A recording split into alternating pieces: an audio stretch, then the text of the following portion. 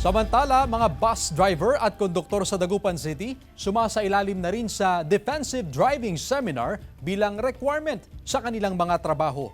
Silipin sa report.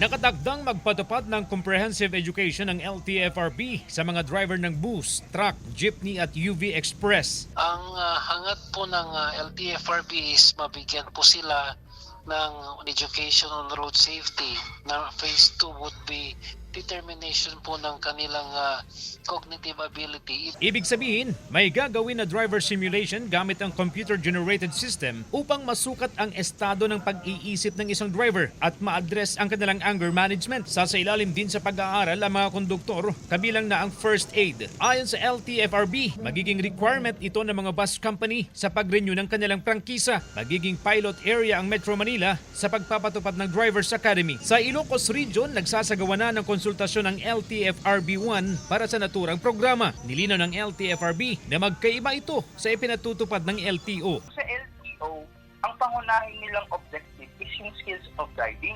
Ngayon, for LTFRB, ang pinagkaiba naman natin is yung behavior and attitude. Sa isang bus company sa Dagupan City, sumasailalim daw sa seminar ang kanilang mga driver at konduktor. Pero maganda raw ang Drivers and Conductors Academy program para dagdag kaalaman sa kanilang bus crew.